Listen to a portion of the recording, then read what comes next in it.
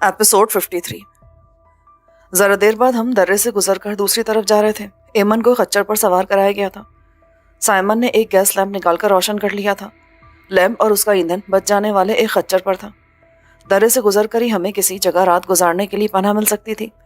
दर्रा ज्यादा तवील नहीं था। कोई फरलांग भर रास्ते के बाद ढलान आ गई जो पिछली ढलान से कम खतरनाक नहीं थी, मगर उस पर उतरने से पहले हमें रात गुजारने के लिए एक जगह मिल गई। ये दो चट्टानों के मुश्तरक छज्जे थे जिनके वसी तले थे। ये जगह साफ सुथरी और हवा से महफूज थी।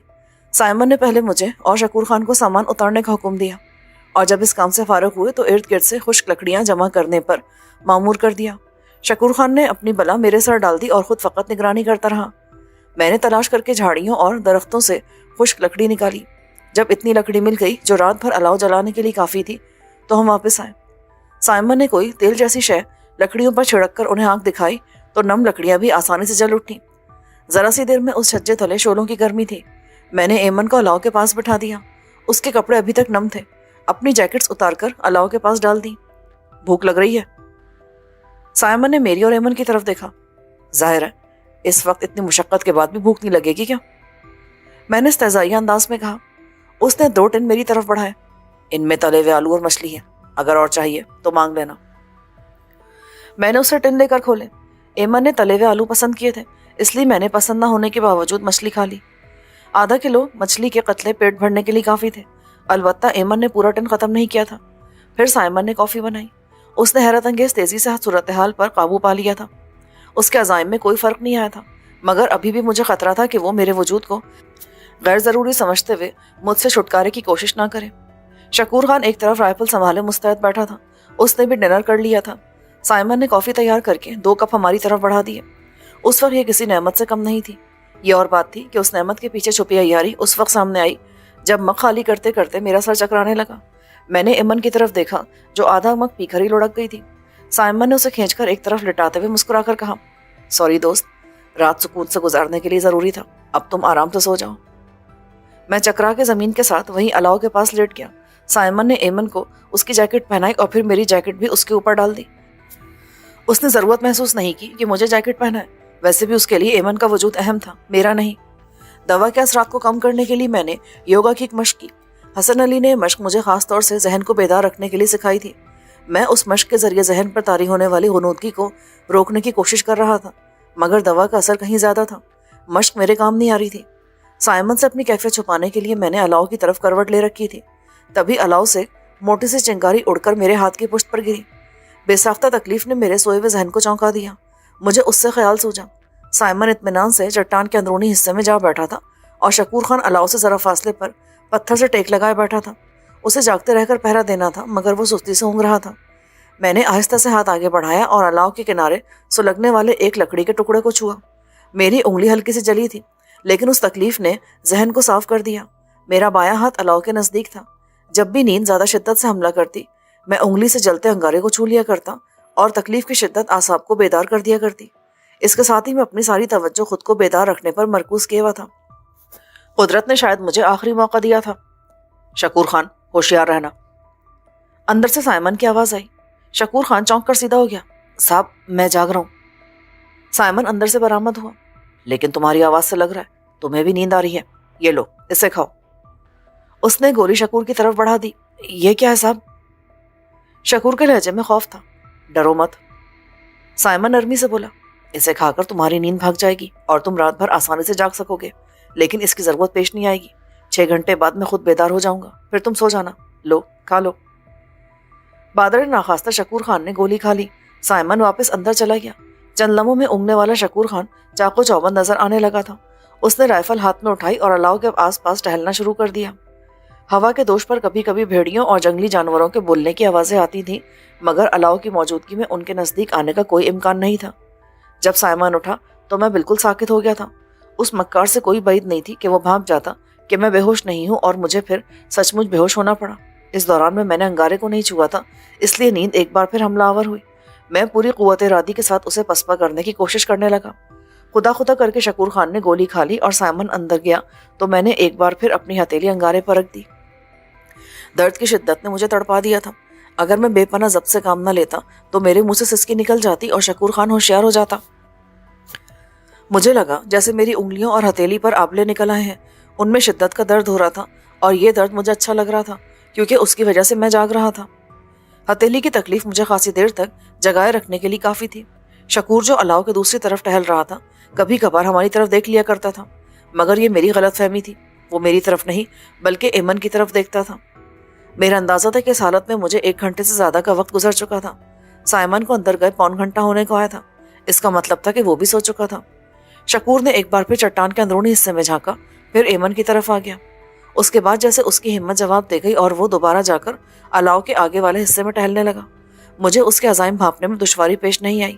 وہ جب بھی ایمن کی طرف دیکھتا اس کے چہرے پر ہوس اور گرسنگی الاؤ کی مدھم روشنی میں بھی واضح نظر آ رہی تھی. ایمن دیکھنے میں کتنی کم سن سہی لیکن جوان لڑکی تھی. اس کا حسن پرکشش تھا، مگر شکور خان جیسے ہوسکاروں کی نظروں میں اس کی معصومیت کی کوئی اہمیت نہیں تھی. انہیں صرف جسم کی طلب تھی. ٹہلتے ٹہلتے شکور خان کی اندرونی کشمکش جاری تھی. ایک طرف ایمن کی کشش اسے کھینچ رہی تھی تو دوسری طرف سائمن کا خوف اسے روک رہا تھا. پھر ہمیشہ کی طرح برائی کی کشش خوف پر غالب آ گئی، بشرطے کے مقابل کمزور شخص ہو. شکور دبے قدموں چلتا ایمن کے پاس آیا. وہ میرے پیروں کی جانب الاؤ کے متوازی لیٹی تھی. شکور نے اسے ہلا جلا کر دیکھا. ظاہر ہے وہ مکمل بے ہوش تھی. شکور اتنا محتاط تھا کہ اس نے شانے سے رائفل تک الگ نہیں کی. کاش کہ وہ رائفل اتار دیتا تو میں اس پر قبضہ کرنے کی کوشش ضرور کر سکتا تھا. شکور کے ہاتھ دست درازی میں مصروف تھے اور میں خود کو اس یقین کے سہارے روک رہا تھا کہ مجھے موقع ملے تب میں شکور سے بدلہ لے سکوں گا. ابھی حرکت میں آ کر میں اپنی اور ایمن کی آزادی کا موقع گنوا دوں گا. میرے لیے صبر کرنا ہی بہتر تھا. شکور کی دست درازیاں بڑھتی جا رہی تھی. اس نے جیکٹ کے سامنے سے زپ کھول دی. میرا خون کھول رہا تھا. میں بمشکل خود پر ضبط کیے ہوا تھا، مگر حرکت میں نہ آنے کا فیصلہ بھی کمزور پڑتا جا رہا تھا. اور اس وقت جب میں شکور خان پر ٹوٹ پڑنے کے لیے تیار تھا، اچانک شکور خان کے عقب سے ایک سایہ نمودار ہوا. شکور خان. سناٹے میں سائمن کی نرم آواز بھی بم کی طرح گونجی تھی. شکور خان اچھل پڑا. صاحب آپ، میں تو اسے دیکھ رہا تھا. اس کی جیکٹ کی زپ کھول کر. سائمن کی آواز میں زہر تھا. وہ صاحب میں بھول گیا تھا. وہ گڑ گڑانے لگا. شکور خان، تم اپنے ہتھیار سے خودکشی کرنا پسند کرو گے؟ سائمن پھنکارا. رات کے سناٹے میں اس کی آواز بہت خوفناک لگ رہی تھی، جیسے کوئی اژدہا پھنکار رہا. نہیں. شکور دہشت زدہ ہو کر بولا اور اجلت میں اپنی رائفل اتار کر دور پھینک دی. شکور خان، ابھی تمہاری کمر سے بندھا پستول باقی ہے، پھر خنجر بھی ہے. اگر کچھ بھی نہ ہو تو پاس یہ کھائی ہے، اس میں گرنے والا بھی مر سکتا ہے. شکور خان اس کے قدموں سے لپٹ گیا. صاحب مجھے معاف کر دو، میں اپنی ماں کی قسم کھاتا ہوں آئندہ میں اس کی طرف آنکھ اٹھا کر بھی نہیں دیکھوں گا. سائمن چپ چاپ کھڑا رہا اور شکور خان اس کے قدموں سے لپٹ کر گڑ گڑاتا رہا. پھر اس نے ہلکے سے شکور کے سر پہ ٹھوکر ماری. میں ایک بار کسی کی غلطی معاف کرتا ہوں، بار بار نہیں. آئندہ محتاط رہنا. اب تم 2 گھنٹے مزید اضافی پہرا دو گے. کیوں نہیں صاحب، آپ کہو تو میں ساری رات کھڑا رہوں. تم ساری رات پہرا دو گے. اس وقت 11 بج رہے ہیں، صبح سورج نکلتے ہمیں روانہ ہو جانا ہوگا. جی صاحب، شکور نے مرے ہوئے انداز میں کہا. سائمن اندر چلا گیا اور شکور خان سر جھٹک کر دوبارہ الاؤ کے دوسری طرف ٹہلنے لگا. اس کے انداز سے سکون جھلک رہا تھا. وہ سائمن کے عتاب سے بچ گیا تھا. اس نے دوبارہ ایمن کی طرف دیکھنے سے گریز کیا. وقت گزرنے کے ساتھ ساتھ ہاتھ کی تکلیف کم ہو رہی تھی، مگر اب میں پہلے جیسی غنودگی محسوس نہیں کر رہا تھا. یعنی میرے جسم پر دوا کا اثر کم ہو رہا تھا. میں نے ہتھیلی کے زخم پر الاؤ کے کنارے جمنے والی راکھ مل لی تھی. اس سے زخم کسی قدر محفوظ ہو جاتا ہے. میں ساکت لیٹا سوچ رہا تھا کہ مجھے اس موقع سے کس طرح فائدہ اٹھانا چاہیے. کسی قدر سوچ بچار کے بعد میں نے پہلے شکور خان سے نمٹنے کا فیصلہ کیا. اگرچہ میرے نزدیک خطرناک دشمن سائمن تھا، وہ سرد اور شفاق تھا. اس کے مقابلے میں شکور خان احمق اور شفاق تھا. اس میں چھٹی حص نہیں تھی جو سائمن کے پاس تھی. میں بغور شکور خان کا جائزہ لے رہا تھا. وہ ٹہلتے ٹہلتے ذرا دور ہو جاتا اور پھر پلٹ کر آتا تھا، لیکن اس دوران میں اس کا رخ الاؤ یعنی ہمارے متوازی رہتا تھا. وہ ہماری طرف پشت کر رہا تھا. اس صورت میں میرا کام آسان ہو جاتا. ابھی میں اس کی توجہ دوسری جانب مبذول کرانے کی کوشش کی ترکیب سوچ رہا تھا کہ اس نے خود میری مشکل آسان کر دی. ایک طرف سے بھیڑیوں کے چلانے کی آواز ذرا قریب آئی تو اس نے بھڑک کر اس طرف رائفل کر لی. اس موقع سے فائدہ نہ اٹھانا حماقت ہی ہوتی. مستقل پڑے پڑے میرے جسم سنسا ہو گیا تھا، لیکن اپنی ساری توانائی استعمال کرتے ہوئے میں نے چیتے کی سی پھرتی اور خاموشی کے ساتھ الاؤ کو پھلانگا. میرا سایہ سامنے چٹانوں پر بنا تو شکور خان چونکا، لیکن اس سے پہلے کہ وہ پلٹتا میں نے اس کی کمر سے بندھا پستول نکال کر اس کے سر سے لگا دیا. آواز نہیں نکالنا ورنہ یہ تمہاری آخری آواز ہوگی. میں نے اس کے کان میں سرگوشی کی. وہ یکدم ساکت ہو گیا. اپنی رائفل آہستہ سے نیچے رکھ دو. تیز حرکت مت کرنا. تم گولی سے تیز حرکت نہیں کر سکتے. اس نے بادر ناخواستہ اس حکم کی تعمیل بھی کی اور میں نے شاباش کے طور پر پستول کا دستہ اس کی گدی پہ رسید کر دیا. وہ آواز نکالے بغیر گرنے لگا. میں نے اسے سنبھال کر احتیاط سے ایک بار اور کیا اور پھر اسے خاموشی سے زمین پر لٹا دیا. اس سارے عمل میں سب سے بلند آواز وہ تھی جو پستول کا دستہ شکور خان کی گدی سے ٹکرانے سے پیدا ہوئی تھی. اس سے فارغ ہو کر میں نے چٹان کے اندرونی حصے کی طرف سوئے سائمن کی طرف دیکھا. سائمن ایک طرف دراز تھا. میں نے الاؤ سے ایک جلتی لکڑی اٹھائی اور اندر قدم رکھا. سائمن کی چھٹی حص واقعی قابل دید تھی. میرے اندر قدم رکھتے ہی اٹھ بیٹھا. حرکت مت کرنا. میں نے پستول اس کی طرف سیدھا کیا. سمجھ لو میں بڑی مشکل سے خود کو گولی چلانے سے باز رکھے ہوا ہوں. مجھے کوئی موقع مت دینا کہ میں تمہیں گولی مار دوں. وہ آہستہ سے اٹھ بیٹھا. میں کو حرکت نہیں کروں گا. شکور خان کہاں ہے؟ تمہاری دی ہوئی گولی اس پر بے اثر ثابت ہوئی جیسے مجھ پر بے اثر ثابت ہوئی. شکور خان اس وقت خواب خرگوش کے مزے لے رہا ہے اور میں جاگ رہا ہوں. لگتا ہے تمہارا میڈیکل باکس ایکسپائر ہو چکا ہے. اوہ تو تم جاگتے رہے. لیکن ایمن تو سو گئی تھی. مجھے جاگتے رہنے کے لیے ذرا سی زحمت کرنا پڑی تھی. میں نے اسے باہر آنے کا اشارہ کیا. آؤ دکھاتا ہوں تمہیں. پیچھے ہٹتے ہوئے میں نے جلتی لکڑی واپس الاؤ میں پھینک دی. لیکن یہ ناممکن ہے. اس دوا کے خلاف مزاحمت ممکن نہیں ہے. سائمن کے لہجے میں اضطراب تھا. وہ ایمن کے پاس ہونے کی کوشش کر رہا تھا. اس طرف نہیں, ادھر سے آؤ. میں نے اسے خبردار کیا. میں نے کہا تھا نا مجھے کوئی موقع مت دینا. وہ شرافت سے باہر آ گیا. میں نے اسے الاؤ کی روشنی میں اپنے ہاتھ کے جلنے کے نشانات دکھائے. انہوں نے مجھے جگائے رکھا. اب تم زمین پر اوندھے منہ لیٹ جاؤ. اس نے لیٹنے کے بجائے میری طرف دیکھا. یوسف تم ابھی نوجوان ہو. تم نے زندگی گزارنی ہے. میرے راستے میں آنے کی کوشش مت کرو. تم چاہو تو میں تمہیں منہ مانگی رقم دے سکتا ہوں. کسی باہر کے ملک میں تمہیں سیٹل کرا سکتا ہوں. اس ملک میں رکھا ہی کیا ہے؟ زندگی. اس کی آواز باریک اور چپتی ہوئی ہونے لگی تھی. میں نے گولی چلائی جو اس کے بازو کو چھوتی ہوئی گزر گئی. اس نے جملہ ادھورا چھوڑ کر بازو تھام لیا. سائمن اب بولنے کے بجائے وہی کرو جو میں نے کہا ہے, ورنہ اگلی گولی تمہارے جسم میں اترے گی. اس نے نہ چاہتے ہوئے بھی میرے حکم کی تعمیل کی. اس نے مجھے اپنے اثر میں لینے کی کوشش کی تھی اور میں اس سے یہی توقع کر رہا تھا. اس کے 2 ساتھیوں کا انجام میرے سامنے تھا جو اس کے سحر کا شکار ہوئے. مجھے اپنی قوت ارادی پر بھروسہ تھا لیکن میں نے اسے آزمانے کا خطرہ مول نہیں لیا تھا. وہ بے حد مکار اور عیار آدمی تھا. اس کے بجائے میں نے اس سے اس کی زبان میں بات کی جو وہ سمجھتا تھا. گولی نے اس کے بازو پر زخم ڈالا تو اس نے فوراً حکم کی تعمیل کی. اپنی جگہ سے ہلنا مت. میرا نشانہ کیسا ہے اس کا تمہیں اندازہ ہو گیا ہوگا. وہ اوندھے منہ زمین پر اپنے دونوں ہاتھ سر پر رکھے لیٹا تھا. میں نے شکور خان کی رائفل بھی اٹھا لی. اندر کے سامان میں مزید اسلحہ تھا. پھر وہ چیز مل گئی جس کی مجھے تلاش تھی, یعنی ہتھکڑیاں. میں نے پہلے آ کر سائمن کے دونوں ہاتھ پشت پر کر کے ہتھکڑی سے جکڑ دیے. اس نے معمولی سی مزاحمت کی لیکن جب میں نے پستول اس کے سر پر لگایا تو وہ ساکت ہو گیا. اس کے بعد شکور خان کو بے ہوشی کی حالت میں ہتھکڑی سے جکڑا. ان دونوں کی مکمل تلاشی لی. شکور خان کی شلوار کے نیفے سے ایک چھوٹا پسٹل اور اس کی پنڈلی سے لگا خنجر نکالا. سائمن کے پاس کچھ نہیں تھا. جب میں اس کی تلاشی لے رہا تھا تو وہ ہلکی آواز میں احتجاج کرنے لگا. مجھے چھوڑ دو, مجھے چھوڑ دو. اس نے جملے کی تکرار شروع کر دی اور جب میرے ذہن پر دھند سے چھانے لگی تو مجھے اس کی مکاری کا احساس ہوا. میں نے پستول کا دستہ اس کے شانے پہ دے مارا. تم اپنی حرکتوں سے باز نہیں آؤ گے, میں نے کہا اور اندر جا کر اس کا میڈیکل باکس تلاش کیا. اس پہ مضبوطی سے چپکنے والا میڈیکو ٹیپ تھا. میں نے ٹیپ لا کر سائمن کے منہ پر چپکا دیا.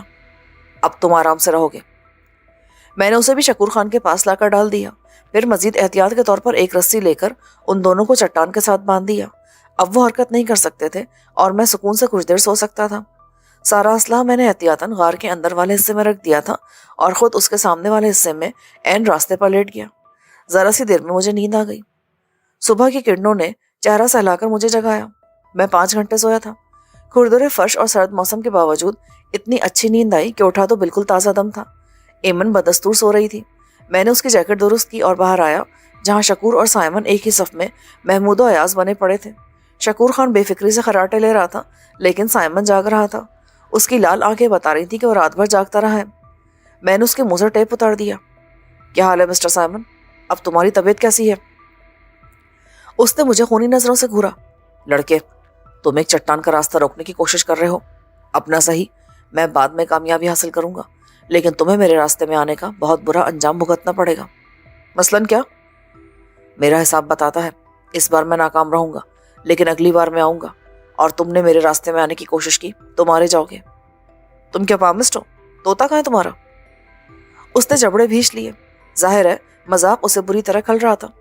بہت پچھتاؤ گے تم۔ تمہارے صاحب نے پہلے کیوں نہیں بتایا کہ تم ناکام رہو گے؟ بلا وجہ یہاں تک آئے اور اتنے لوگوں کی جانیں گنوائیں۔ اس وقت میرے حساب میں تم نہیں آئے تھے۔ بائی دا وے تم یہودی تو نہیں ہو، کیونکہ مغربی اقوام میں حساب کتاب کا شوق صرف انہیں ہوتا ہے۔ میرا تعلق مشرقی یورپ کے 1200 خاندان سے ہے۔ یہودیوں میں ہمارا خاندان سب سے ممتاز ہے، یعنی سب سے زیادہ ذلیل حرکتیں اور انسانیت کش جرائم تمہارا خاندان کرتا ہوگا۔ سائمن نے اس بات پر ایک بار پھر مجھے کھا جانے والی نظروں سے گھورا۔ لیکن تمہارا لہجہ تو برٹش ہے۔ میرا باپ دوسری جنگ عظیم میں جرمنوں سے بچنے کے لیے برطانیہ آ گیا تھا۔ میں برطانیہ میں پیدا ہوا۔ کاش کہ ہٹلر کو چند سال اور مل جاتے، یقیناً دنیا سے یہودی برائی کا بوجھ کچھ اور کم ہو جاتا۔ فکر نہ کرو، اس سے زیادہ برا انجام تم مسلمانوں کا ہوگا۔ ہوگا نہیں، ہو رہا ہے۔ فلسطین میں کیا ہو رہا ہے؟ ٹھیک ہو رہا ہے۔ جلد ہم اس پورے خطے سے مسلمانوں کا نام و نشان مٹا دیں گے، اور جو بچیں گے وہ بھی بس غلامی کریں گے۔ سائمن کا مزید بحث کا موڈ تھا، لیکن وقت کے ضیاع کے خیال سے میں نے اس کے منہ پر دوبارہ ٹیپ لگایا اور سامان سے کافی کا برتن نکال کر کافی بنانے کی تیاری شروع کر دی۔ بچ جانے والے خچر پر پانی کے ساتھ کھانے پینے کا سامان بھی تھا۔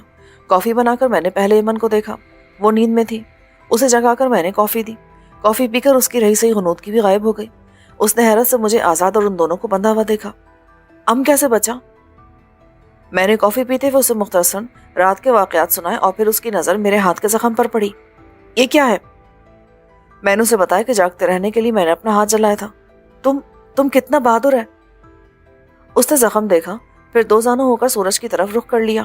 اس نے ابھرتے سورج کی آنکھوں میں آنکھیں ڈال کر دیکھا۔ اس کا جسم ساکت تھا، لیکن آنکھیں جیسے خود روشنی دے رہی تھیں۔ میں نے اسے حیرت سے دیکھا۔ سورج کی تابناکی اتنی بڑھ گئی تھی کہ اس کی طرف چند لمحے سے زیادہ دیکھنا محال تھا، مگر ایمن اتنی آسانی سے اسے دیکھ رہی تھی جیسے میں چاند دیکھتا تھا۔ تقریباً 1 منٹ بعد اس نے آنکھیں بند کر کے گہری سانس لی اور پھر آنکھیں کھول کر میری طرف دیکھا۔ درد؟ میں نے زخمی ہاتھ آگے بڑھا دیا۔ اس نے میرا ہاتھ اپنے دونوں ہاتھوں میں لے کر اسے جھک کر غور سے دیکھنا شروع کر دیا۔ مجھے ذرا سی بے چینی ہوئی۔ وہ نہ جانے کیا کر رہی تھی۔ اس نے جب پہلی بار زخم دیکھ کر ان پر ہاتھ پھیرا تو تکلیف پھر سے جاگ اٹھی تھی، اور جب اس نے اس طرح میری ہتھیلیوں اور انگلیوں کے زخم جھک کر دیکھنا شروع کیے تو چند لمحے میں تکلیف ختم ہو گئی۔ میں نے اسے ایک نوجوان لڑکی کے خوشگوار لمس کا اعجاز جانا تھا، مگر جب میرے زخم رفتہ رفتہ مختصر ہونے لگے تو میں دنگ رہ گیا۔ صرف ہتھیلی کا زخم تقریباً پوری ہتھیلی پر حاوی ہو گیا تھا۔ اس کا سائز کم ہونے لگا اور پھر وہ سکڑتے سکڑتے محض ایک نشان رہ گیا۔ پھر وہ نشان بھی غائب ہو گیا۔ ہتھیلی ایسی صاف شفاف ہو گئی جیسے رات اس پر کوئی زخم تھا ہی نہیں۔ یہی حال انگلیوں کے زخموں کا تھا۔ میں نے ہاتھ کھینچ کر بغور اپنا ہاتھ دیکھا۔ وہاں سچ مچ کسی زخم کا نام و نشان نہیں تھا اور نہ ہی کوئی درد یا تکلیف باقی رہی تھی۔ یہ تم نے کیسے کیا؟ میں نے چلا کر پوچھا۔ ایسے کرتا ہے، اپنا چوٹ ایسے ٹھیک کرتا ہے۔ یعنی تم لوگ اپنے زخم دوا کے بجائے اس طرح ٹھیک کر لیتے ہو؟ میں نے بے یقینی سے کہا۔ اس نے سر ہلایا، پھر اٹھ کر ادھر ادھر دیکھا۔ سائمن پر نظر پڑتے ہی وہ سہم گئی۔ سائمن کی آنکھیں بے حد خوفناک ہو رہی تھیں اور وہ ایمن کو گھور رہا تھا۔ میں نے کہا، لگتا ہے تمہیں اپنی آنکھوں پر بھی ٹیپ لگوانی ہے۔ وہ چند لمحے مجھے گھورتا رہا اور پھر نظریں ہٹا لی۔ شکور خان جاگ گیا تھا مگر خاموش تھا۔ میں نے کھانے کا سامان دیکھا۔ ٹن پیک کھانوں کی تعداد زیادہ نہیں تھی، مگر 3-4 وقت چل سکتے تھے۔ میں نے اور ایمن نے ناشتہ کیا۔ ایک ٹن میں نے شکور خان کے آگے کیا اور اس کے ہاتھ کھول دیے۔ خود کھاؤ اور اپنے باس کو کھلاؤ، لیکن کوئی غلط حرکت مت کرنا۔ صاحب، ہم صرف ملازم ہیں، اس نے بھرائی آواز میں کہا۔ غالباً جو تم نے رات کو کیا وہ بھی تمہارے فرائض میں شامل تھا۔ اس کا چہرہ تاریک ہو گیا۔ اب تم خود کو اس کا نوکر کہہ چکے ہو تو بلا وجہ اس کے پیچھے جان دینے کی کوشش مت کرنا۔ اسے بھی کھلاؤ۔